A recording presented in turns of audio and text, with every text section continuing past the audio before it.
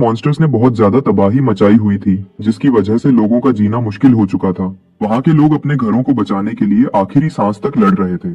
इन बहादुर लोगों में से एक इस कहानी का हीरो भी था, जिसका नाम कार्सिलियन लिएंडियन था। वह बहुत अच्छा सोर्ड्समैन था, जो उन मॉन्स्टर्स जितना ही पावरफुल था। वह इतना पावरफुल था कि वह कई सालों से एक ही तलवार से मॉन्स्टर्स को मार रहा था। फिर भी उसके दिल में जरा भी डर नहीं था। लेकिन फिर एक दिन आया जब उसका सामना हुआ एरन के भाई से, जो एक बहुत ही खतरनाक मॉन्स्टर था। उनकी बहुत खतरनाक फाइट हुई, लेकिन आखिरकार कार्सिलियन ने उस मॉन्स्टर को हरा दिया। लेकिन लड़ाई की वजह से कार्सिलियन भी बहुत ज्यादा इंजर्ड हो गया था और वह भी मौत के मुंह में चला गया। लेकिन किस्मत को कुछ और ही मंजूर था। उसकी आत्मा एक वॉइड में तैर रही थी। तभी उसका सामना एक इंसान लड़के से हुआ, जो किसी अर्थ नामी प्लेनेट से था। उस लड़के का नाम एसियोडोजन था। यह लड़का भी किसी वजह से मरने वाला था, लेकिन मरने से पहले वह कार्सिलियन से एक छोटी सी रिक्वेस्ट करना चाहता था। लेकिन कार्सिलियन ने उसकी बात सुनने से पहले ही मना कर दिया। दरअसल कार्सिलियन ने बहुत मुश्किल और दुख भरी जिंदगी गुजारी थी और इस सब के बाद वह बस सुकून से मरना चाहता था। उसके प्लेनेट के सारे लोग मॉन्स्टर्स के हाथों मर चुके थे। मॉन्स्टर्स ने उन सभी लोगों को मार दिया था जिनसे वह प्यार करता था, और इतना समय लड़ने के बाद वह एक फाइट में मारा गया। दोजान भी जीना नहीं चाहता था, लेकिन वह बस यह चाहता था कि उसका फैमिली एक अच्छी जिंदगी जी सके।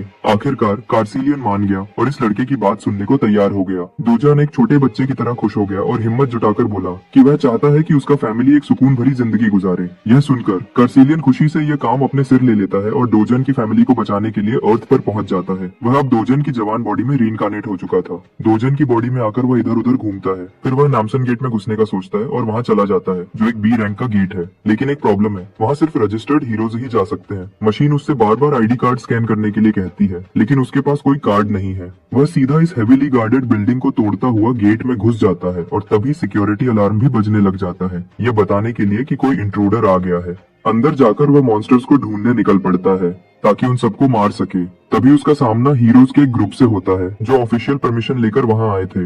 वे सोचते हैं कि यह लड़का शायद भटक गया है और उसे बाहर का रास्ता दिखाने का सोचते हैं, क्योंकि वे खुद भी एग्जिट की तरफ जा रहे थे। डोजान चुप रहता है। उससे एक अजीब फीलिंग आती है और उन हीरोज को भी लगता है कि कुछ तो गड़बड़ जरूर है, क्योंकि उसके कपड़े बिल्कुल कैजुअल है और वो बिल्कुल भी हीरो जैसा नहीं दिखता था। क्योंकि आजकल सामान उठाने वाले पोर्टर्स भी इतना सिंपल ड्रेस नहीं पहनते, लेकिन इस लड़के का आउटफिट तो हद से ज्यादा सिंपल है। उसने एक बैग भी पहना है, जो उन्हें और शक में डाल देता है। उन्हें लगता है शायद ये कोई बेचारा पोर्टर है जो अपनी पार्टी से अलग होकर खो गया है, लेकिन फिर भी उन्हें यकीन नहीं होता। डोजन सोचता है कि वे लोग उस पर काफी ज्यादा शक कर रहे हैं, तो आखिरकार वह बोल पड़ता है और उन्हें बताता है कि वह यहाँ किसी ग्रुप के साथ नहीं आया, बल्कि अकेला आया है। यह सुनकर एक हीरो आह भरता है। वह अंदाजा लगाता है कि यह लड़का यहाँ क्यों आया है। वह कहता है कि उसने ऐसे बहुत से लोग देखे हैं जो टीवी पर फ्लैशी कमर्शियल्स देखकर हीरो बनने के जोश में गेट्स के अंदर आ जाते हैं और मॉन्स्टर्स से फाइट करने के लिए इधर उधर भटकते रहते हैं। लेकिन जब वे बिना लीगल प्रोसेस के गेट्स में घुस जाते हैं तो बहुत जल्द ही मौत के मुंह में चले जाते हैं। पहले ऑफिशियली हीरो के लिए सर्टिफाई होना पड़ता है, फिर ट्रेनिंग और टेस्टिंग होती है, और ये गेट तो सी रैंक का है, जो काफी डेंजरस है। हीरो कहता है कि अगर वो एक नई शुरुआत कर रहा है तो पहले उसे एफ रैंक गेट ढूंढना होगा और उसमें प्रैक्टिस करनी होगी, वरना वो सचमुच अपनी जान से हाथ धो बैठेगा। इस बंदे की बकवास एडवाइस सुनने के बाद डोजन साफ साफ बोल देता है कि उसे किसी की जरूरत नहीं है। वह इन सबको इतने रूड अंदाज में जवाब देता है कि हीरोज दंग रह जाते हैं, लेकिन वे तो बस उसकी हेल्प करना चाहते थे। उसका यह एटीट्यूड देखकर उन्हें थोड़ा गुस्सा आ जाता है, लेकिन उनका लीडर अपने साथियों को रोकता है और कहता है, अगर यह लड़का हेल्प नहीं लेना चाहता तो उसे उसके हाल पर छोड़ दो। लीडर सोचता है कि यह लड़का जल्दी ही सबक सीख लेगा कि एक्सपीरियंस्ड हीरोज की बात इग्नोर करने का क्या अंजाम होता है। वह उम्मीद करता है कि डोजन को पता चल जाए कि ये गेट्स कितने खतरनाक हैं। ये बिल्कुल भी उन टीवी के फ्लैशी शोज जैसा नहीं, जो हीरो बनने को बच्चों का खेल समझते हैं। थोड़ी देर बाद डोजन का सामना एक बड़े से ट्रोल से होता है, जो उसे ऐसे घूरता है जैसे अभी खा जाएगा। मॉन्स्टर एक पावरफुल अटैक करता है, पर डोजन उसे इतनी तेजी से डॉज करता है कि ट्रोल को समझ ही नहीं आता कि क्या हुआ। फिर वह अपनी मुट्ठी बंद करता है और एक ऐसा मुक्का मारता है कि ट्रोल का चेहरा एकदम उड़ जाता है। बिल्कुल कोई वन पंच मैन वाला सीन लगता है, जहां बस एक ही पंच में काम तमाम हो जाता है। मॉन्स्टर के ढेर होने के बाद अब आता है असली मजा, लूट का टाइम। पहले वह उस मॉन्स्टर की सोड उठाता है, फिर उसी सोड से मॉन्स्टर के जिस्म को काटकर उसमें से एक चमकीला जेमस्टोन निकालता है। यह एक लो ग्रेड मैजिक स्टोन है। ये स्टोन इतना छोटा है कि पिछली जिंदगी में डोजन को इसकी जरा भी परवाह नहीं थी, पर अब जब उसके पास फूटी कौड़ी भी नहीं है तो यह भी खजाने से कम नहीं है। अचानक और मॉन्स्टर्स का झुंड वहां आ धमकता है। वे सब अपने दोस्त का सिर कटा देखकर गुस्से से पागल हो जाते हैं। डोजन पलटता है और वह जेमस्टोन इतनी तेजी से फेंकता है कि एक मॉन्स्टर का सिर एकदम धमाके से उड़ जाता है। बाकी के दो बेवकूफ मॉन्स्टर्स उस पर टूट पड़ते हैं जैसे मौत मांगने आए हों। डोजन खुशी खुशी उनकी यह ख्वाहिश पूरी करता है। जब वह तबाही मचा रहा होता है, सीन बदलता है और हम वापस उस हीरोज के ग्रुप के पास जाते हैं जो इस मॉन्स्टर भरे इलाके में चल रहे हैं। लेकिन वे अभी भी उस लड़के के साथ हुई इंटरेक्शन के बारे में सोच रहे हैं। एक ऑरेंज बालों वाली औरत को डोजन की फिक्र हो रही है। उसे डर है कि कहीं वह मर न जाए, पर लीडर उसे तसल्ली देता है कि ऐसा होना मुश्किल है। अगर वह कोई अनऑथराइज्ड बंदा है जो गेट में घुस आया है तो कंट्रोल सेंटर के एजेंट्स जल्दी ही उसे ढूंढ लेंगे। वे एजेंट्स हमेशा बी रैंक या उससे ऊपर लेवल के होते हैं और यह गेट भी सिर्फ बी रैंक का है। जब तक यह लड़का बेवकूफी से मॉन्स्टर्स पर नहीं टूट पड़ता, उसकी जान को कोई खतरा नहीं। एक गंजा हीरो अपने लीडर की बात से एग्री करता है। उसे लगता है कि वह घमंडी लड़का अभी डर से थर थर कांप रहा होगा और एजेंट्स के हाथों बचने का इंतजार कर रहा होगा। लेकिन वहाँ तो सब कुछ उल्टा हो रहा है। हमारा हीरो डोजन इन बड़े मॉन्स्टर्स को डर से थर थर कांपने पर मजबूर कर रहा है। वह एक पंच में ही उनका काम तमाम कर रहा है। उन मॉन्स्टर्स की तलवारों से कटना तो दूर की बात, वह इतना तेज है कि मॉन्स्टर्स उसे छू भी नहीं पा रहे। वह एक बेवकूफ मॉन्स्टर के पीछे एकदम से आ जाता है और ऐसा किक मारता है कि उसका सिर ब्लास्ट हो जाता है। सब मॉन्स्टर्स को मारकर वह एक तलवार उठाता है और उनके मैजिक स्टोन्स निकालने लगता है और अपने लिए काफी खजाना इकट्ठा कर लेता है। थोड़ी देर बाद उसका बैग लो ग्रेड जेम से भर जाता है और वह यहाँ से निकलने का सोचता है। पर सच कहूँ तो वह आज की फाइट से थोड़ा निराश है। पर उसके बैग में ये सब सिर्फ बेकार वजन है, क्योंकि पिछली लाइफ में ये सब उसके लिए कचरे जैसा था। तभी एक एजेंट उसे देख लेता है और अपने साथियों को आवाज देता है। डोजन के पूरी तरह मुड़ने से पहले ही ये सूट वाले बंदे उसे घूर रहे होते हैं। पहले वे बताते हैं कि वे गेट कंट्रोल सेंटर से हैं और उसे अपना हीरो रजिस्ट्रेशन कार्ड दिखाने को कहते हैं। अगर वह अनरजिस्टर्ड है तो उसे उनके साथ कंट्रोल सेंटर चलना होगा। डोजन को यह सब समझ नहीं आता, जिससे सूट वाला बंदा और गुस्से में आ जाता है और उसे कहता है कि वह कोऑपरेट करे और प्रॉपर प्रोसीजर को फॉलो करे। डोजन के चेहरे से बस गुस्सा झलकता है और उसे देखकर लगता है कि वह इस सब से तंग आ चुका है। ये सब ड्रामा उसका मूड खराब कर रहा है। वैसे भी डोजन के पास आर्ग्यू करने के लिए इतनी एनर्जी नहीं है। वह बस मुड़कर निकलने लगता है। जब उन्हें लगता है कि वह उनकी बात नहीं सुन रहा तो एजेंट्स उसे हैंडकफ्स लगाने की धमकी देते हैं। अगर जरूरत पड़ी तो वे फिजिकल फोर्स भी यूज करेंगे। उनमें से एक ज्यादा उतावला एजेंट आगे आता है और डोजन का हाथ पकड़कर उसे धमकाता है कि अगर वह नहीं माना तो उसे चोट लग सकती है और सारी जिम्मेदारी उसी पर होगी। सबके लिए यही बेहतर है कि यह प्रॉब्लम बातचीत से खत्म हो जाए, न कि हाथों से। डोजन का यह सब बकवास सुनने का कोई मूड नहीं था। वह उस एजेंट के हाथ को झटके से पकड़ता है और उसे धमकाता है कि वह उसके रास्ते का कांटा बनना बंद करे, वरना अच्छा नहीं होगा। यह धमकी सुनकर एजेंट डर के मारे थर-थर कांपने लग जाता है, जैसे उसके जिस्म में ठंडी लहर सी दौड़ गई हो। बाकी के दो बेवकूफ एजेंट्स अपने मैजिक इन्फ्यूज्ड स्टिक्स निकालते हैं। ये ग्रेड 4 मैजिक स्टाफ्स हैं, इतने पावरफुल कि कोई एजेंट इनसे एक ऑर्ब को भी हरा सकता है। लेकिन डोजन के सामने ये कुछ काम भी नहीं करते। डोजन उस एक एजेंट का हाथ इतना जोर से मोड़ता है कि वह चीख उठता है, बिल्कुल रोते हुए छोटे बच्चे की तरह। डोजन फिर उन्हें आखिरी वार्निंग देता है और उन्हें वहाँ से जाने को कहता है। अगर वे वहाँ से नहीं गए तो जो थोड़ी सी इज्जत बची है वह भी चली जाएगी। लेकिन ड्यूटी के पीछे पागल एजेंट्स को मजबूरन उसके वायलेंस का जवाब देना पड़ता है। वे अपने मैजिक स्टाफ से डोजन को मारने की कोशिश करते हैं, पर एक दफा भी उस पर अटैक नहीं कर पाते। डोजन एक बंदे के पीछे एक पावरफुल पंच मारता है और साथ ही एक पंच दूसरे के पेट में ठोक देता है। अब बारी है उस चश्मीश बंदे की जो अकेला खड़ा है। वह समझ जाता है कि अब उसकी खैर नहीं। वह बहुत परेशान हो जाता है। डोजन एकदम से ब्लर होने लग जाता है और हवा में गायब हो जाता है, जिसे देखकर चश्मीश एजेंट पैनिक हो जाता है कि आखिर ये आदमी कहाँ गया। फिर अचानक कहीं से एक मुक्का उसके पेट में लगता है और वह दर्द से पीछे लड़खड़ा जाता है। डोजन इन एजेंट्स के ड्रामे से तंग आ चुका है। वह सोचने लगता है कि शायद हीरो रजिस्टर करना ही बेहतर है। यह सुनकर एजेंट उसे तसल्ली देता है कि अगर वह लीगली हीरो बनकर यह सब करेगा तो कोई भी एजेंट उसे तंग नहीं करेगा। डोजन फिर उस एजेंट से रिफ्ट के बारे में पूछता है और यह सवाल एजेंट को बिल्कुल हिला देता है। स्टोरी में आगे चलने से पहले रिफ्ट के बारे में जानते हैं कि इस दुनिया में काम कैसे चलता है। यहाँ अलग अलग रास्ते हैं जो एक दूसरी दुनिया से कनेक्ट होते हैं। उस दूसरी दुनिया में अजीब से मॉन्स्टर्स रहते हैं।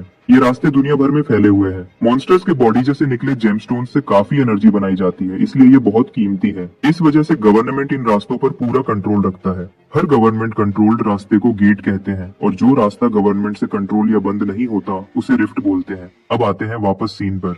डोजन को ये बात हद से ज्यादा इरिटेटिंग लगती है कि ये एजेंट्स हर गेट में उसका पीछा करते हैं और उस पर ट्रेसपासिंग का इल्जाम लगा देते हैं। लेकिन बेचारा एजेंट उसे समझाता है कि अगर कोई अनरजिस्टर्ड हीरो बिना परमिशन के गेट में घुस जाता है तो कंट्रोल सेंटर को तुरंत पता चल जाता है और पास में बैठे एजेंट्स को उसे पकड़ने के लिए भेज दिया जाता है। जब डोजन रिफ्ट में घुसने की बात करता है तो एजेंट साफ बोलता है कि यह गेट्स जैसा आसान नहीं है। रिफ्ट में अगर कोई बिना परमिशन घुसता है तो उसे काफी सख्त सजा मिलती है। उसे कोई वार्निंग नहीं दी जाती, न ही उस पर कोई रहम किया जाता है। डोजन को यह सब कुछ बकवास लग रहा था। तंग आकर वह उस एजेंट का चेहरा पकड़ता है और उसे कचरे के बैग की तरह साइड में फेंक देता है। अब तो एजेंट को पछतावा हो रहा है कि उसने हेडक्वार्टर्स को कॉल क्यों नहीं किया। ये सब उसके लेवल से बहुत ऊपर है। जाते जाते डोजन उस कचरे जैसे एजेंट को एक आखिरी नजर से देखता है और सोचता है कि यह बंदा किसी काम का नहीं है। ऐसा लगता है जैसे एजेंट का हाथ टूटा हुआ है और साथ ही वह चिल्ला चिल्लाकर धमकियां दे रहा है कि वह डोजन को पकड़कर जेल में डाल देगा। सीन बदलता है और हम पहुंच जाते हैं Seoul gas and digital complex, ग्वामचोन डिस्ट्रिक्ट में।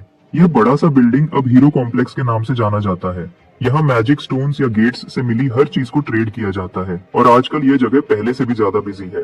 डोजन एक ऐसी दुकान की तरफ जाता है जो मैजिक स्टोन्स खरीदने और बेचने का काम करती है। अंदर जाते ही एक बंदा उससे मिलता है जो अपने फोन में इंस्टाग्राम रील्स में डूबा हुआ है। जब डोजन कहता है कि वो कुछ मैजिक स्टोन्स बेचना चाहता है तो ये चालाक दुकानदार जल्दी से अपने बिजनेस की तारीफें करना शुरू कर देता है। वो कहता है कि उनकी ब्रांच सबसे ज्यादा प्राइस देती है और यह भी कि वे पूरे कंट्री में नंबर 1 है। डोजन आखिर में अपने सारे लो ग्रेड जेम्स निकालता है जो मॉन्स्टर के खून से लथपथ हैं और उन्हें काउंटर पर रख देता है। इसे देखकर उस दुकानदार का चेहरा एकदम बदल जाता है। ऐसा लगता है जैसे उसे कोई बड़ा झटका लगा हो। दुकान के मालिक को ये खून से लथपथ मैजिक स्टोन्स देखकर बहुत ग्रोस लगता है, पर वह कोई शिकायत नहीं करता और डील आगे बढ़ाता है। वह डोजन से पूछता है कि जब तक स्टोन्स प्रोसेस हो रहे हैं तो क्या वह कॉफी पीना पसंद करेगा। थोड़ी देर बाद डोजन कॉफी पी रहा होता है और दुकानदार बड़े ध्यान से स्टोन्स पर लगा खून साफ करता है। फिर वह हिसाब लगाता है। वहाँ पर 12 low grade magic stones, 16 medium grade और 5 अपर और लोअर ग्रेड स्टोन्स थे।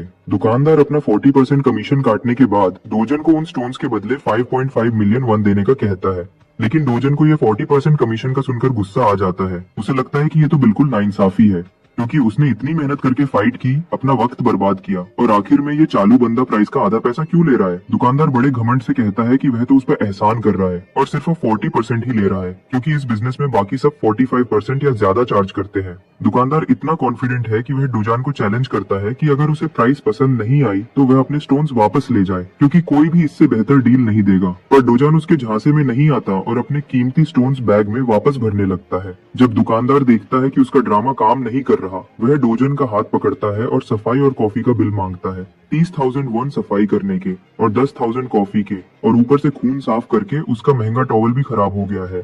सब कुछ जोड़कर डोजन पर 350,000 वन का कर्जा बनता है। डोजन इस फिजूल डिमांड को बिल्कुल नहीं मानता, चाहे ये पागल बंदा कितना भी जोर लगा ले। जब दुकान के मालिक को लगता है कि उसकी चाल काम नहीं कर रही तो वह गुंडागर्दी पर उतर आता है और धमकी देता है कि उसके पास C क्लास हीरोज है जो गार्ड्स के रूप में काम करते हैं। तभी पीछे के दरवाजे से ये बड़े बड़े हीरोज अंदर घुस आते हैं और पूछते हैं कि क्या प्रॉब्लम है।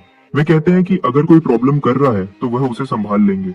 डोजन ये सब सुनकर उन्हें गुस्से से देखता है और दुकानदार भी उसी को घूरता है। थोड़ी देर बाद सीन बदलता है और हम देखते हैं कि दुकानदार डर के मारे पसीने से डूबा हुआ होता है, जो थोड़ी देर पहले तक अपने आप को हीरो समझ रहा था। लेकिन डोजन ने उसके 3 C क्लास हीरोज को रेंटल टू बिना किसी प्रॉब्लम के ढेर कर दिया था, जिन पर उस दुकान के मालिक को काफी भरोसा था। लेकिन अब क्लियर हो गया था कि यहाँ असली हीरो कौन है।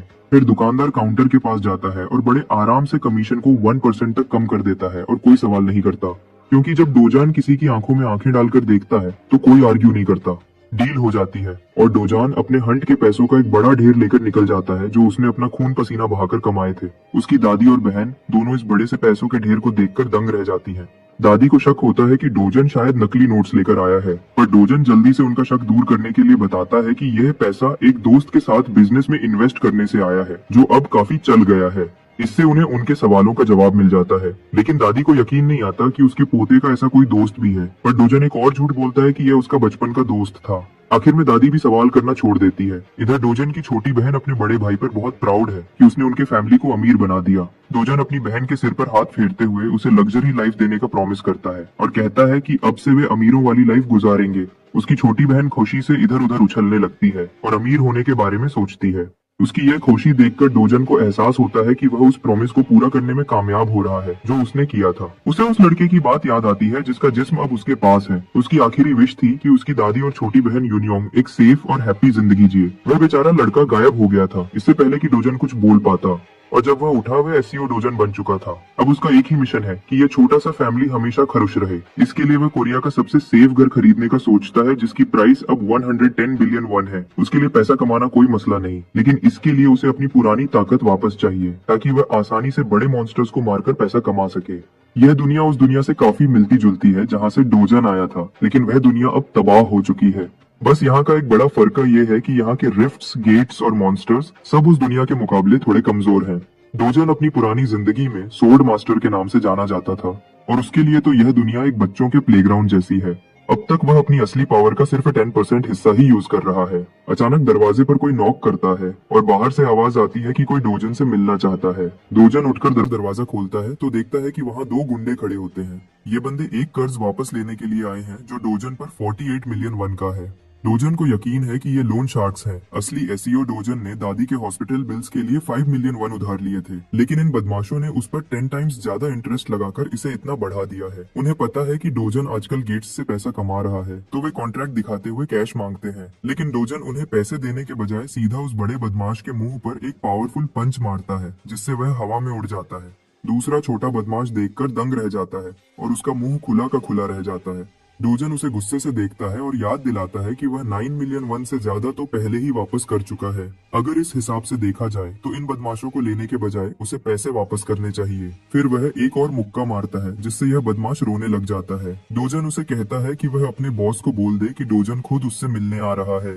कुछ देर बाद डोजन और उसकी बहन एक शॉपिंग मॉल में पहुंचते हैं जहां जिंदगी का मेला लगा है। वहां छोटी सी युनयोंग एक टेडी बेयर स्टोर में खुशी से खेल रही होती है। डोजन उसे शॉपिंग कराने के लिए लाया है। आज वह जो चाहे ले सकती है। पहले तो डोजन इतना नरम दिल वाला नहीं था, पर असली एससीओ डोजन की मेमोरीज ने उसके सख्त दिल को फिर से नरम कर दिया था। युनयोंग को इतने प्यार से ट्रीट करते देखकर उसका दिल पिघल जाता है। चाहे वह उसकी सिर्फ हाफ सिस्टर ही क्यों न हो, वह भी उसे उसी तरह प्यार देना चाहता है जिस तरह पिछला डोजन दिया करता था। युनयोंग आखिर में एक छोटा सा और प्यारा सा बनी स्टफ टॉय सिलेक्ट करती है। वह बहुत सोच समझ कर टॉय लेती है ताकि ज्यादा खर्चा ना हो जाए, पर डोजन उसके लिए एक बड़ा सा स्टफ्ड टॉय उठाता है। वह नहीं चाहता कि उसे किसी चीज की कमी फील हो। आज उसका दिन है, वह दिल से जो चाहिए ले सकती है। उसे आज पैसों की फिक्र करने की कोई जरूरत नहीं है। दोनों भाई बहन साथ में अच्छा सा खाना भी खाते हैं। खाना खाने के दौरान कोई अनजान औरत डोजन का नाम पुकारती है। डोजन देखता है कि एक मोटी बूढ़ी औरत जिसके पीछे बॉडीगार्ड्स का एक ग्रुप होता है उससे बात करने के लिए आती है। यह बेगैरत औरत शुरू से ही डोजन पर बकवास शुरू कर देती है। पहले उसके कपड़ों का मजाक उड़ाती है, फिर उसके साथ बैठी लड़की पर सवाल उठाती है। वह औरत इतनी बेशर्मी से बोलती है कि डोजन ने शायद किसी लड़की के साथ गलत रिलेशन बनाकर इस लड़की को पैदा किया है, जैसे उसकी माँ ने उसे पैदा किया था। यह सब बकवास सुनकर डोजन गुस्से से पागल हो जाता है। छोटी यूनियोंग को समझ नहीं आता कि यह औरत कौन है और क्यों इतनी बकवास कर रही है। फिर यह औरत यूनियोंग को टारगेट बनाती है और उसका नाम पूछती है। यूनियोंग अपना नाम ली यूनियोंग बताती है, जिससे इस औरत को पता चल जाता है कि वह डोजन की बहन है। लेकिन यह फिर भी नहीं रुकती और यूनियोंग के कपड़ों का भी मजाक उड़ाती है, उसे भीगी बिल्ली कहती है और उसकी मर चुकी माँ को भी बुरा भला कहती है। यह सब डोजन के दिल पर छुरी की तरह लगता है, पर न जाने क्यों वह अपने गुस्से को रोक रहा है। इस औरत के इतने उकसाने पर भी वह उस पर हाथ नहीं उठाता। यह औरत भी हैरान हो जाती है कि डोजन खुद पे इतना कंट्रोल कैसे कर रहा है और उसके झांसे में क्यों नहीं आ रहा। तो ये मोटी औरत एक कदम आगे बढ़ती है और यूनियोंग से पूछती है कि हार्लट का मतलब क्या है। बस ये बात सुनकर डोजन का गुस्सा आसमान तक पहुंच जाता है। वह गुस्से में आग बबूला होकर उससे कहता है कि यह एक बदसूरत औरत है जो किसी और की फैमिली से आई है। मोटी औरत तो डोजन के तीखे जवाब सुनकर दंग रह गई। उसका दिमाग एकदम खाली हो गया। आखिर डोजन इस औरत को इतना क्यों बर्दाश्त कर रहा था। दरअसल डोजन एक नाजायज औलाद था और 7 साल की उम्र में उसकी माँ मर गई थी। उसने अपनी सारी जिंदगी गरीबी में गुजारी। जब वह अपने बाप के घर पहुंचा तो बाप ने नई शादी कर ली थी और सबने उससे मुंह फेर लिया था। बातें और भी बिगड़ गईं जब उसके बाप की असली बीवी ने एक बेटे को जन्म दिया और डोजन को बिल्कुल नजरअंदाज कर दिया गया। हालात इतने खराब हो गए कि उसे उसी घर से निकाल दिया गया जहां वह रहता था। उसे अपनी छोटी बहन के साथ अपनी दादी के घर रहना पड़ा। डोजन जब इस लड़के के पास में देखता है तो उसे असली एसईओ डोजन पर तरस आता है, जिसने इतना दुख झेला पर फिर भी हर वक्त स्माइल करता रहा जैसे उसे कोई दर्द ही न हो। लेकिन अब वह सब कुछ बदल देना चाहता है। यह औरत उसकी सौतेली बहन है, इसलिए वह अपने गुस्से को रोक रहा था, पर अब उसे यह सब और बर्दाश्त नहीं हो रहा था। उसे याद आता है कि वह इस ऑर्क जैसी औरत के साथ एक घर में नीचे रहता था, लेकिन यह अब भी उतनी ही घटिया है। न सिर्फ इसका कैरेक्टर खराब है, यह दिखती भी मॉन्स्टर जैसी है और ऊपर से हद से ज्यादा बेवकूफ भी है। डोजन उसकी फीलिंग्स को और ठेस पहुंचाता है। उस पर बातें करता है कि यह एक टूटी फूटी औरत है, इनसिक्योरिटी में डूबी हुई है, जो अपनी कमजोरी दूसरों पर निकालती है। खुद बदसूरत होने के बाद भी दूसरों को बदसूरत कहती है। यह बस एक गोल्ड डिगर औरत है जो दूसरों के पीछे लगी रहती है। देखा जाए तो यह वह सच है जो दुनिया को पता होना चाहिए था। जब वह अपने करवाए सच से उसकी फीलिंग्स को नुकसान पहुंचाता है तो पूरा शॉपिंग मॉल उसे ऐसे देखता है जैसे वह स्टेज का हीरो हो। मोटी औरत पूरी तरह चिढ़ जाती है। वह गुस्से से डोजन पर बरसने वाली होती है, लेकिन तभी डोजन की सौतेली माँ अंदर आती है। अपनी माँ को देखकर यह ऑर्क जैसी औरत उसके पास रोते हुए जाती है और शिकायत करती है कि इस लड़के ने उसकी बहुत ज्यादा बेइज्जती की है। पर यह माँ अपनी बेटी के रोते हुए चेहरे से नाराज हो जाती है और उसे चुप करा देती है। सच कहा जाए तो डोजन की सौतेली माँ कोई कम नहीं है। पहले तो ऐसा लग रहा था कि ये ऑर्क जैसी औरत ही उसकी सौतेली माँ है। फिर डोजन की सौतेली माँ अच्छाई का नाटक करते हुए प्यार से उसे घर वापस आने और एंजॉय करने की दावत देती है। पर डोजन को अच्छे से पता है कि यह सब झूठ है। यह वही औरत है जिसने उसे 12 साल तक हद से ज्यादा दुख दिया था। वह औरत उसे वे बातें याद दिलाती है जो डोजन कभी याद नहीं करना चाहता। ये सब याद करके उसे पैनिक अटैक होता है। डोजन एकदम सीरियस हो जाता है और अपनी माँ के मजाक से भी ठंडे लहजे में उससे कहता है कि यहाँ से दफा हो जाए। डोजन ने उसकी इज्जत की धज्जियां उड़ा दी थी। एक छोटा लड़का उसे ऐसी बातें बोल रहा है। वह अपनी बची हुई थोड़ी सी इज्जत के साथ घूमकर निकल जाती है। उसे 1% भी उम्मीद नहीं थी कि डोजन इतने बुरे अंदाज में जवाब देगा। वह सोच में पड़ जाती है कि क्या यह वही लड़का है जो बिना वजह थप्पड़ खाने पर भी सिर झुका लेता था। उसकी यह मोटी बेटी और बॉडीगार्ड्स भी उसके पीछे पीछे चल देते हैं। अगर देखा जाए तो ये बॉडीगार्ड्स तो इस तमाशे में बिल्कुल स्टैचूज की तरह खड़े रहे। दूसरी तरफ डोजन और उसकी बहन गुस्से में थे क्योंकि इन दोनों औरतों ने उनके और यूनियोंग के मजे को पूरा बर्बाद कर दिया था। डोजन भी यहाँ से जाने का फैसला करता है। उसने अपनी सौतेली फैमिली के साथ जो किया वह बिल्कुल सही था। वह सबको ये बात बताना चाहता है कि अब वह पुराना वाला डोजन नहीं रहा जो अपने लिए बोल भी नहीं सकता था, बल्कि अब वह बदल गया है। अब वह वक्त आ गया है कि उसकी सौतेली फैमिली यह बात समझ ले। मॉल के बाहर डोजन की सौतेली माँ और बेटी अपनी मर्सिडीज में तेजी से निकल जाती हैं। बेटी अपनी माँ से गुस्से में है कि वह वहाँ से चुपचाप क्यों निकली। उसे डोजन को उसकी औकात दिखानी चाहिए थी। जब वह अपना गुस्सा निकालती है और उन बेइज्जतियों के लिए डोजन को गालियां देती है तो उसकी माँ अपने मैनेजर को चिल्लाकर पूछती है कि डोजन अभी तक जिंदा क्यों है। उस गंजे मैनेजर को बिल्कुल भी समझ नहीं आता कि क्या हो रहा है। वह कहता है कि यह रिपोर्ट से बिल्कुल मैच नहीं करता। सौतेली माँ जोर से चिल्लाती है कि मैनेजर क्या बकवास कर रहा है। वो कैसे जिंदा हो सकता है जब उन्होंने काम पूरा और साफ किया था। बेचारा मैनेजर प्रॉमिस करता है कि वह दोबारा इन्वेस्टिगेट करेगा और इस बार काम ठीक से होगा। वे दोनों आपस में बहस कर रहे होते हैं और इधर उसकी मोटी बेटी को बिल्कुल नहीं पता कि उसकी माँ ने पीछे से क्या कुछ प्लान किया हुआ था। जब उसे पता लगता है कि उसकी माँ ने डोजन को मारने का प्लान बनाया था तो वह दंग रह जाती है। तभी उसकी माँ उससे पूछती है कि क्या उसके दिल में डोजन के लिए कोई फीलिंग्स हैं। ये बात उसकी बेटी को एकदम शॉक कर देती है। उसका चेहरा लाल हो जाता है और वह घबरा जाती है। असल में उसे डोजन के मरने की फिक्र इसलिए है क्योंकि अगर उसके नाना या पापा को पता चला तो उसकी माँ के लिए काफी मसला बन जाएगा। लेकिन उसकी माँ अपनी बेटी का मुंह जोर से पकड़ती है और उसे अपने काम से काम रखने को कहती है। सौतेली माँ का इरादा पक्का है। वह डोजन की जान लेने पर तुली है। उसे बिल्कुल भी रहम नहीं है और अब तो जरा भी नहीं। जब डोजन ने उसकी इतनी बेइज्जती कर दी, उसे बदला लेने का सबसे बेस्ट तरीका यही लगता है कि वह उसे खत्म कर दे। 10 साल पहले यह दुनिया तबाही की तरफ चली गई थी जब पहला पैसेज रिफ्ट बन गया। यह खौफनाक डायमेंशन मॉन्स्टर्स का घर था जो पोर्टल से निकलकर इंसानों को देखकर मारने के लिए टूट पड़ते थे। उन्होंने बिना रुके तबाही मचाई और आखिर में दुनिया को बर्बाद कर दिया और हजारों शहरों को आग में जला दिया। पर जैसे अंधेरे की शुरुआत हुई वैसे ही रोशनी भी आई, बहादुर वॉरियर्स के रूप में जिन्हें हीरोज कहते हैं। उनके आने से माना स्टोन्स की खोज हुई जो मरे हुए मॉन्स्टर्स के जिस्मों से निकलते थे। दूसरी तरफ डोजन कहीं जा रहा होता है। उसे यह सोचकर काफी अजीब लगता है कि जब से ये माना स्टोन्स आए हैं पूरी दुनिया ने बाकी रिसोर्सेज जैसे कि कोल, गैस को यूज करना बहुत कम कर दिया है और अब इन स्टोन्स से एनर्जी निकाली जाती है। इनकी वजह से सारे मुल्क रिफ्ट्स पर फोकस करने लगे ताकि रिसोर्सेज निकाल सके। आज दुनिया की सारी इंडस्ट्रीज गेट्स और हीरोज के भरोसे हैं और इसलिए एक अच्छा हीरो काफी पैसा कमा सकता है। डोजन अपनी मंजिल पर पहुंच जाता है जो है योंगजोंग कैपिटल। वह यहाँ उन बदमाशों के बॉस से मिलने आया है। अंदर जाते ही उसे बॉस और उसके गुंडे मिलते हैं जो देखने में बिल्कुल आम से बदमाश लगते हैं, जो सिर्फ छोटे मोटे काम करते हैं। डोजन बिल्कुल रिलैक्स है। बॉस अपना सिगरेट बुझाता है और डोजन की हिम्मत की दाद देता है। न सिर्फ उसने उसके बंदों की पिटाई की बल्कि खुद उसके दरवाजे पर भी आ गया। इससे साफ दिखता है कि डोजन किसी की परवाह नहीं करता। वह बड़ी चालाकी से बॉस को कहता है कि असल में सारा नुकसान डोजन को हुआ है। यह बात बॉस के लिए बिल्कुल बकवास है तो वह पूछता है कि इसका मतलब क्या है।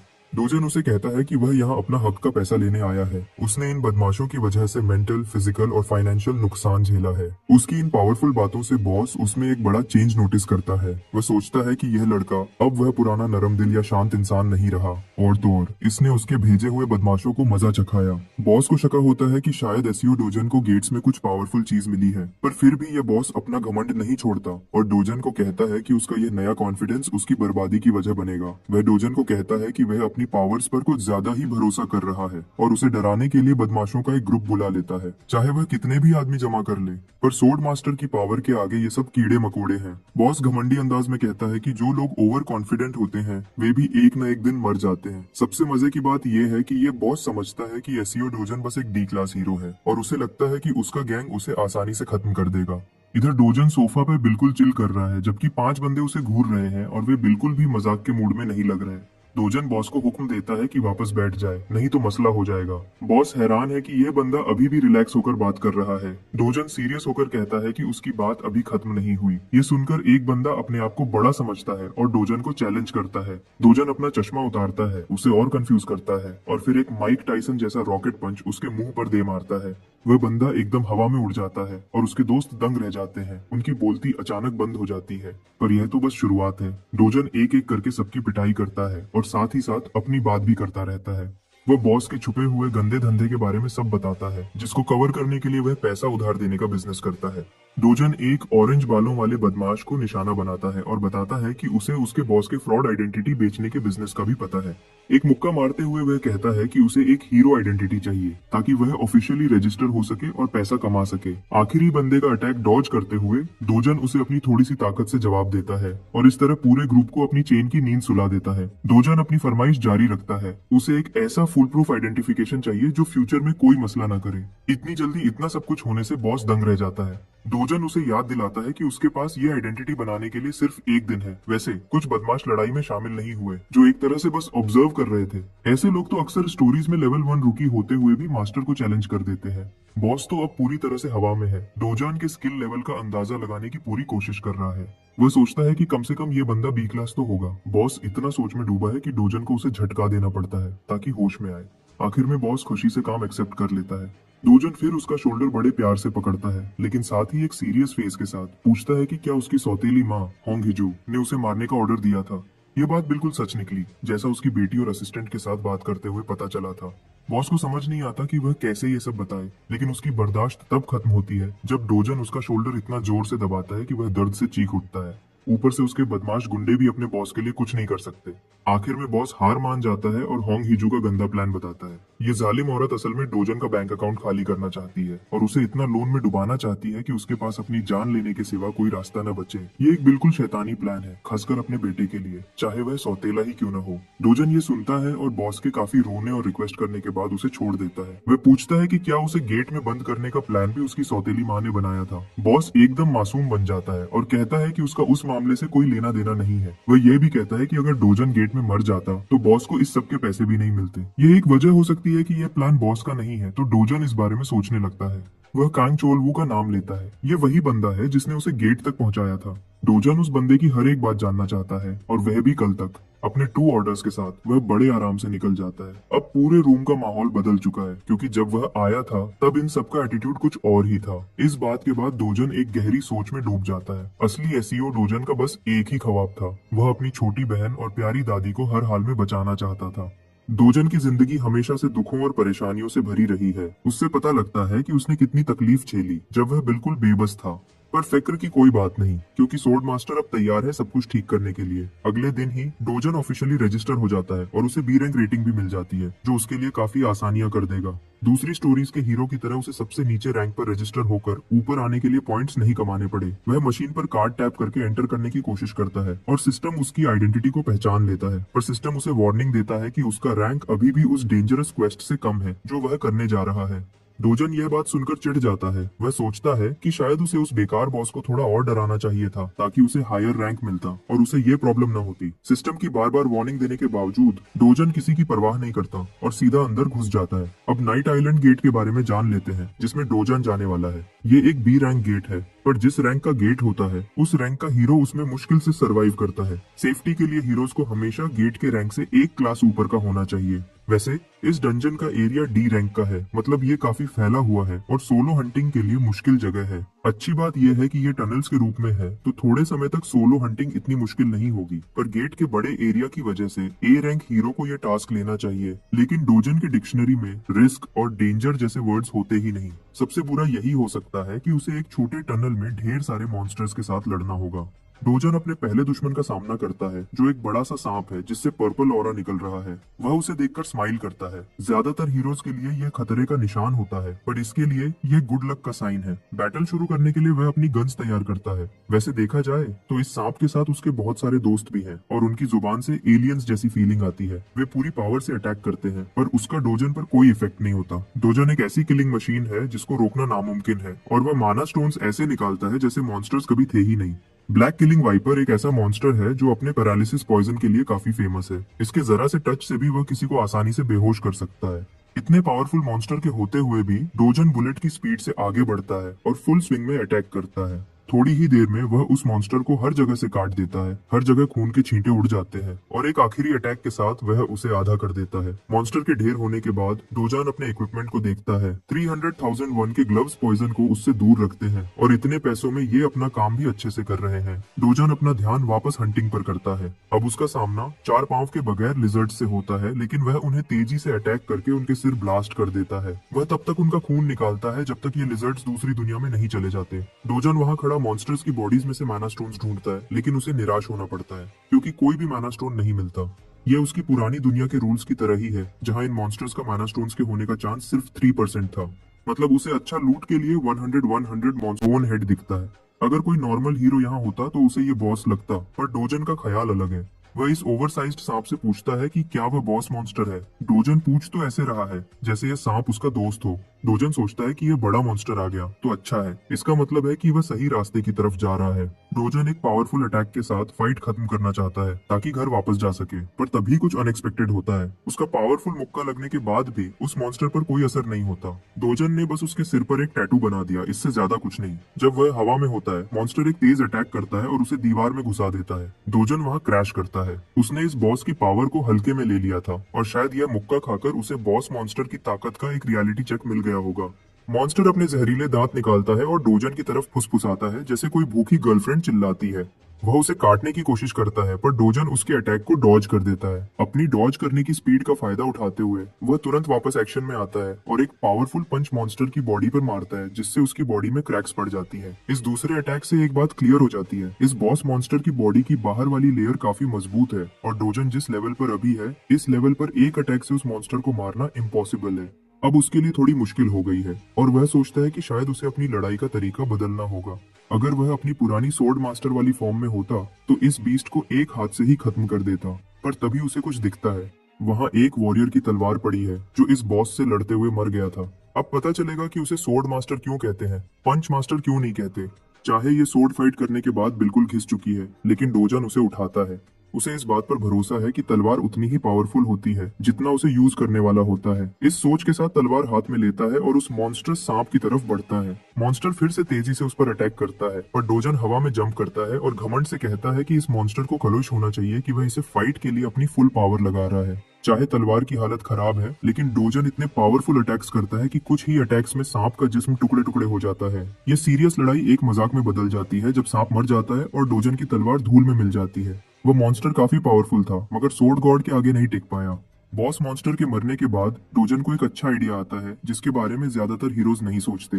वो मॉन्स्टर का एक दांत तोड़ लेता है और सोचता है कि इसे अच्छे से क्राफ्ट करने के बाद एक अच्छा शॉर्ट सोर्ड बन सकता है। इसे अपने हंट का रिवॉर्ड समझकर वह गेट से निकल जाता है। जब तक वह गेट से बाहर आता है, बाहर काफी रात हो चुकी है। उसने बी रैंक गेट में सोचा से ज्यादा वक्त लगा दिया है और जैसा उसने गेट में देखा, इसके बाद उसे अपनी पावर वापस पाने का जोश और बढ़ गया।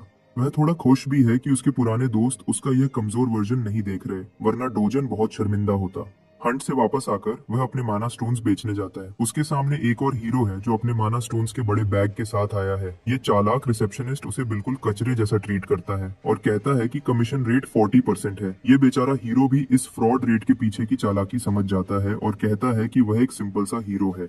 रिसेप्शनिस्ट ने जैसे डोजन के साथ किया, वह उस हीरो को भी समझाता है कि उनका रेट तो पूरी मार्केट में सबसे कम है।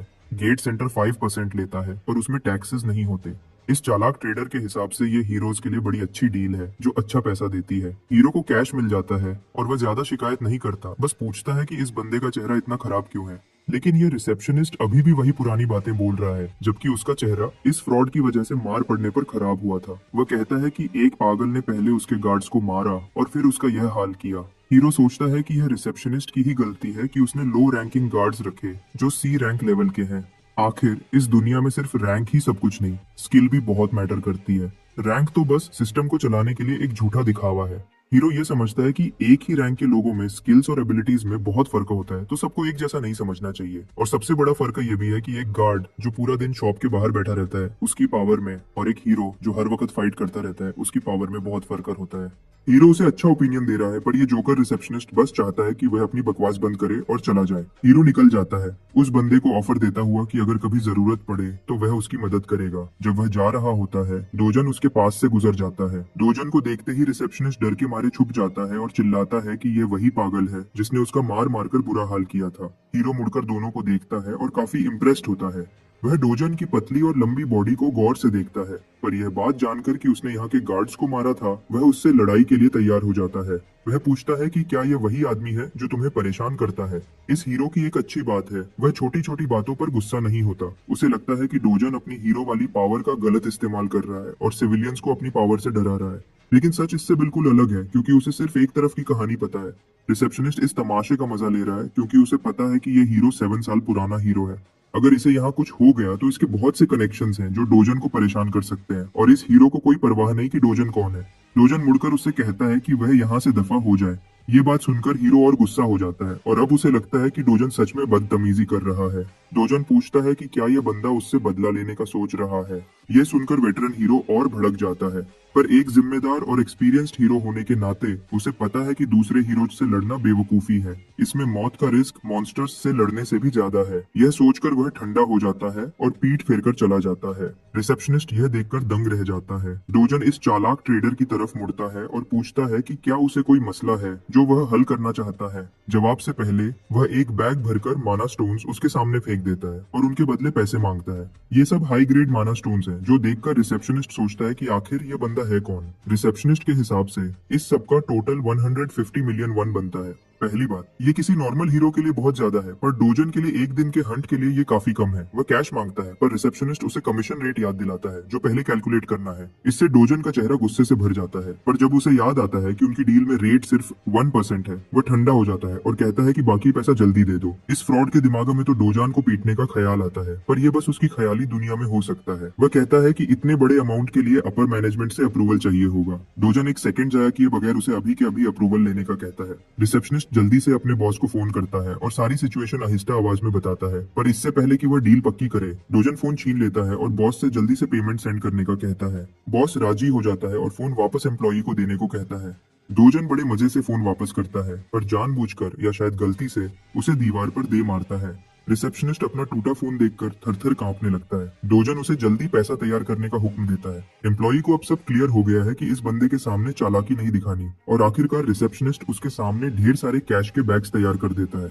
आखिर में वह इस ट्रीटमेंट से पूरा टूट चुका है। शायद नॉर्मल लोगों को उस पर तरस आए, मगर यह वही बंदा है जो आम हीरोज के खून पसीने की कमाई का आधा हिस्सा स्कैम करता है। ये एक गंदा और फ्रॉड आदमी है। 10 मिनट बाद बॉस अपनी दुकान पर पहुंचता है। वह बहुत गुस्से में है क्योंकि उसका एम्प्लॉई फोन नहीं उठा रहा था, लेकिन बॉस ये देखकर हैरान हो जाता है कि रिसेप्शनिस्ट अपना टॉवल फेंक देता है और 1 सेकंड के अंदर जॉब छोड़ देता है। बॉस देखता है कि रिसेप्शनिस्ट का फोन दीवार के साथ लगकर टूट चुका है, और उसे अच्छे से अंदाजा हो जाता है कि यहाँ क्या हुआ है। ये देखकर वह अपना फोन निकालता है और जुएन को कॉल करता है और उसे जल्दी से यहाँ आने को कहता है। जुएन एक फेमस जवान लड़की है जिसके पिंक बाल हैं। वह इतनी फेमस है कि लोग उसे हुनु येन के नाम से पुकारते हैं और सेलिब्रिटी जैसा ट्रीट करते हैं। ऊपर से उसका आउटफिट इतना जबरदस्त है कि हर बंदा उसकी तारीफ करता है। वह दुकान पर पहुंचती है तो रिसेप्शनिस्ट उसे देखकर दंग रह जाता है। वह एक प्यारी सी स्माइल के साथ हेलो करती है।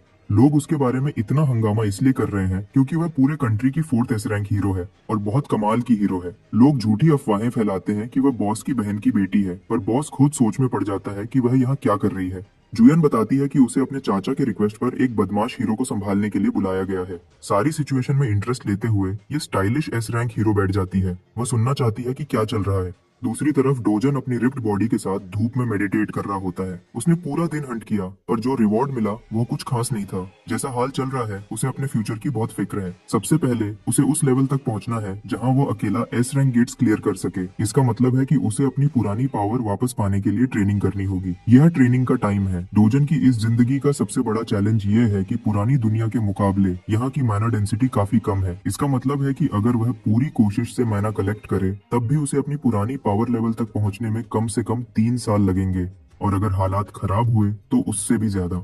अच्छी बात यह है कि वह बेहतर इक्विपमेंट लेकर अपनी पावर बढ़ा सकता है, पर मसला ये है कि सबसे बेकार वेपन्स भी 100 मिलियन में आता है। ये पैसा बर्बाद करने जैसा है। अचानक उसकी बॉडी में डर की फीलिंग आती है। उसे किसी पावरफुल चीज की प्रेजेंस फील होती है।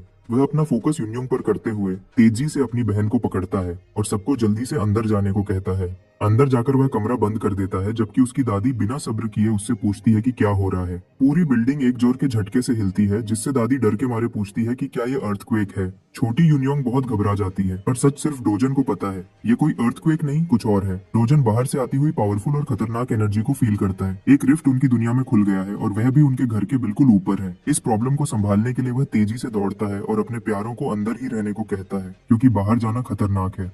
फिर डोजन फुल स्पीड से रिफ्ट के एंट्रेंस में घुस जाता है। अंदर जाते जाते उसे आखिरी आवाज सुनाई देती है। उसकी दादी और बहन रोते हुए उसका नाम लेती है। दूसरी तरफ हीरो एसोसिएशन में सब मेंबर्स को एकदम अलर्ट कर दिया जाता है, क्योंकि मापो रीजन के ऊपर एक रिफ्ट खुल गया है। ये पिछले रिफ्ट के 63 दिन बाद हुआ।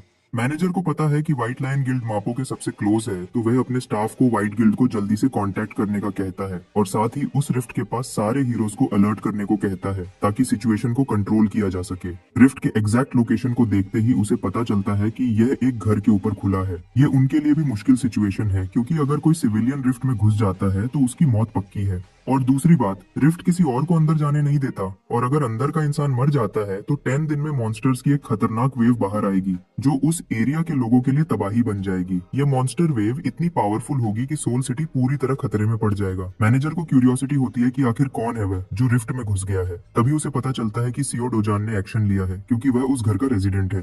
डोजन की दादी उन्हें बताती है कि वह अपनी फैमिली को बचाने के लिए रिफ्ट में घुस गया है। उन्हें लगता है कि वह कोई हीरो नहीं है, और यह बात प्रॉब्लम को और मुश्किल बना देती है, क्योंकि एक आम इंसान का रिफ्ट से जिंदा वापस आना नामुमकिन सा है। इससे हीरो एसोसिएशन का पूरा स्टाफ परेशान हो जाता है, क्योंकि वे कुछ नहीं कर सकते।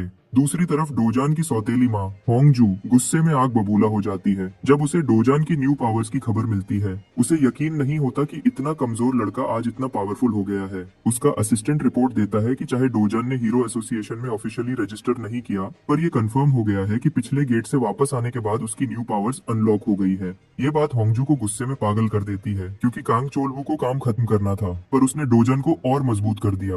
वह पागलों की तरह गुस्सा करती हुई टेबल पर मुक्का मारती है और पूछती है कि ये लोग उसे खुद क्यों नहीं मार सके। उसे इस बात का भी गुस्सा है कि उन्होंने उस काम के पैसे लिए जो उन्होंने पूरा भी नहीं किया। वह मैनेजर ली पर गुस्सा करती है और कैंग चोलवू को मैसेज भेजती है कि अगर उसने डोजन को खुद नहीं मारा तो उसे 10 गुना पैसा वापस करना होगा। लेकिन तभी उसका असिस्टेंट बताता है कि शायद अब उन्हें उससे कांटेक्ट करने की जरूरत भी नहीं पड़ेगी। वह उसे नए रिफ्ट के बारे में बताता है जो डोजन के घर के ऊपर खुला है, और ये कंफर्म है कि डोजन उसमें घुस गया है। ये सुनते ही होंगजू खुश हो जाती है, क्योंकि उसे लगता है कि डोजन जिंदा नहीं बचेगा। वह थोड़ी चुप हो जाती है और एक बार के लिए नॉर्मल दिखती है, लेकिन अपने असिस्टेंट को कहती है कि सिचुएशन को देखते रहे जब तक और न्यूज नहीं आती। इधर डोजन अभी रिफ्ट के डोमेन में पहुंचा है। यह एक जंगल है, वही जंगल जहाँ वह अपनी जवानी में मजा करता था। जंगल बिल्कुल वैसा ही है जैसा उसे याद था, हर चीज वैसी की वैसी ही है। यहाँ का डीप मैना भी उसी तरह का है जैसा पहले हुआ करता था। रास्ते में चलते हुए वह दुनिया के सबसे पावरफुल वर्ल्ड ट्री से दोबारा मिलकर खुश हो जाता है। ये ट्री माना को उसके सबसे प्योर फॉर्म में निकालता है। ये ट्री दुनिया की पावर को बैलेंस करता है। इतना डिवाइन है कि जब पुरानी दुनिया तबाह हुई तो ये ट्री जलकर राख हो गया था और माना का फ्लो हमेशा के लिए खत्म हो गया।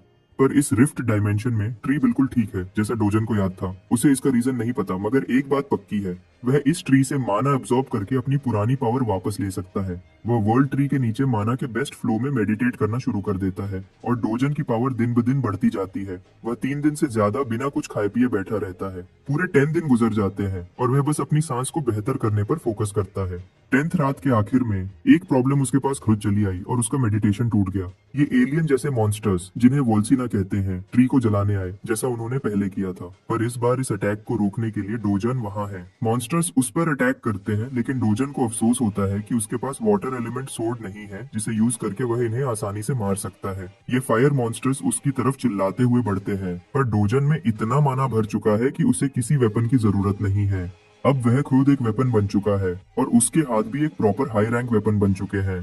हाथ आगे बढ़ाते हुए वह अपने माना से इतनी पावर निकालता है कि एक मॉन्स्टर मारा जाता है। दूसरा मॉन्स्टर उसकी इस एबिलिटी से दंग रह जाता है। दरअसल ये था माना रिलीज अटैक, एक ब्लास्ट टाइप अटैक जो माना को एक बॉम्ब जैसे यूज करता है। डोजन ने काफी वक्त बाद इस एबिलिटी को ऐसे यूज किया है क्योंकि पहले उसका माना कम था, पर वोल्सिना मॉन्स्टर्स अभी खत्म नहीं हुए। डोजन पर अटैक करते हुए वे अपने मुंह से लेजर बीम्स छोड़ते हैं। ये बीम्स तेजी से डोजन की तरफ आते हैं, पर वह चिल रहकर अपने माना से खुद को प्रोटेक्ट करता है। मॉन्स्टर्स की तरफ बढ़ते हुए उसकी बॉडी में माना का ओवरफ्लो होता है, तो वह कहता है कि उसने आखिर में वर्ल्ड ट्री को बचा लिया है और अब वह थोड़ी सी मस्ती करने के लिए और अपनी ट्रेनिंग के रिवॉर्ड का मजा लेने के लिए रेडी है। ये गंदे मॉन्स्टर्स एक और एनर्जी ब्लास्ट अटैक की कोशिश करते हैं, पर डोजन तेजी से दो को पकड़ता है और उनके मुंह बंद कर देता है। इससे उनका अपना अटैक उनके मुंह के अंदर ही चार्ज होता है और धमाका हो जाता है, जिससे उनका वहीं फट जाता है। इन क्रीचर्स के जिस्म मुरझा जाते हैं और दो कीमती माना स्टोन्स डोजन के लिए गिर जाते हैं, पर ये तो बस दो ही मरे हैं। यहाँ डोजन अपनी जिंदगी का मजा ले रहा है क्योंकि इन्हें हराने के बाद उसने कुछ इटर्नल एम्बर अनलॉक कर लिया। वह खुशी से मॉन्स्टर्स को काटते हुए और स्माइल करते हुए उन्हें मारता जाता है। वह आखिर में इनके ढेर सारे माना स्टोन्स चुराने में कामयाब हो जाता है। ये वन साइडेड अटैक है जब तक वह सबको खत्म नहीं कर देता। डोजन ने तो एक तरह से लॉटरी जीत ली है। इतने सारे माना स्टोन्स मिलने के बाद इनमें उसे एक छोटा सा कॉइन या सीड जैसा भी कुछ मिलता है जो गोल्ड जैसा चमकता है। यह इटर्नल एम्बर है। जैसे ही वह इसे हाथ में उठाता है उसकी पावर और बढ़ जाती है। जब वह इस चिप को कुचलता है और इसकी पावर को अनलॉक करता है, उसका इतना चिल रहना बिल्कुल जुजुत्सु काइसेन के सुकुना की याद दिलाता है। नॉर्मल केस में यह सबसे बेस्ट स्ट्रेटेजी ये है कि डोजन वर्ल्ड ट्री से माना जमा करता रहे, पर उसकी बॉडी अब माना एब्जॉर्ब करने की लिमिट पर पहुंच चुकी है। दूसरा तरीका है एम्बर को पूरी तरह एब्जॉर्ब करना, जिससे उसका माना बदलकर फायर माना बन जाएगा, और वह यही करता है। उसकी बॉडी एकदम आग की एनर्जी का जोश पैदा करती है। पिछली जिंदगी में उसे इस इटर्नल एम्बर की कोई जरूरत नहीं थी और उसने इसकी परवाह भी नहीं की, पर अब उसे यह पूरा अब्सॉर्ब करना जरूरी है और एक को खत्म करने में ही 10 मिनट लगते हैं। करुष किस्मती से उसके पास इनका पूरा ढेर है, तो उसका गोल है जितना हो सके एम्बर को अब्सॉर्ब करना। अचानक रिफ्ट ने पब्लिक का ध्यान अपनी तरफ खींच लिया है। रिपोर्टर्स डोजन के घर के आसपास जमा हो जाते हैं, जबकि एजेंट्स और हीरो एसोसिएशन का स्टाफ सारे एरिया को प्रोटेक्ट कर रहा है। बैंगयोंगू एक बंदे के घमंड की वजह से गुस्से में है क्योंकि उसने रिफ्ट में जल्दी घुसने की बेवकूफी की थी। यह बंदा बिल्कुल सोलो लेवलिंग वाले यन हो जैसा दिखता है, पर थोड़ी साफ हेयर कट के साथ, वरना वह कुछ और ही लगता है। इस सब में ब्लू बालों वाला एक अच्छा आदमी भी है। इसका नाम किम ह्यून वू है। वह इस बात की वजह से डोजन की साइड ले रहा है कि उसने सबसे पहले अपनी छोटी बहन को बचाया, पर सियोंगू इस बात को बिल्कुल नहीं मानता। वह डोजन पर इल्जाम लगाता है कि वह लालची बनकर अंदर घुस गया है, रिजल्ट के बारे में सोचे बिना ही। अगर वह नॉर्मल तरीके से मर जाता तो ठीक था, पर अगर रिफ्ट में मरा तो यह जगह मॉन्स्टर्स के लिए प्लेग्राउंड बन जाएगा और यह बहुत बड़ी प्रॉब्लम बन सकता है। ह्यून वू गिल्ड से आगे काम करने के ऑर्डर्स मांगता है और लगता है गिल्ड ने उन्हें बस प्रोटोकॉल्स के मुताबिक काम करने को कहा है। ह्यून वू पूछता है कि दुनिया भर में यूएस, चाइना, स्विट्जरलैंड, टर्की और यूके में रिफ्ट्स के बार बार खुलने के बारे में। ऐसे रिफ्ट्स का खुलना ये आम बात नहीं और गिल्ड को इतने सारे रिफ्ट्स एक साथ मैनेज करने में प्रॉब्लम भी हो रही है। कुछ कंट्रीज ने इस प्रॉब्लम को आसानी से रोक लिया, पर साउथ कोरिया में लोग गुस्से में हैं क्योंकि एक बंदे की वजह से यह सिचुएशन डिजास्टर बन सकती है। सियोंगू इतना गुस्सा है कि उसका डोजन को मारने का मन कर रहा है और वह दुआ कर रहा है कि रिफ्ट उसे बाहर फेंक दे। बात करें उस बड़े से पर्पल गेट की जो 28 दिन पहले दिखा था, उस दिन से डोजन अंदर है। हीरो एसोसिएशन अब डर में है और इसने लेवल 1 अभी तक के सारे चैप्टर्स मैंने कवर कर दिए हैं। जब नेक्स्ट चैप्टर्स आएंगे तो मैं डाल दूंगा। तब तक के लिए चैनल को सब्सक्राइब कर लो।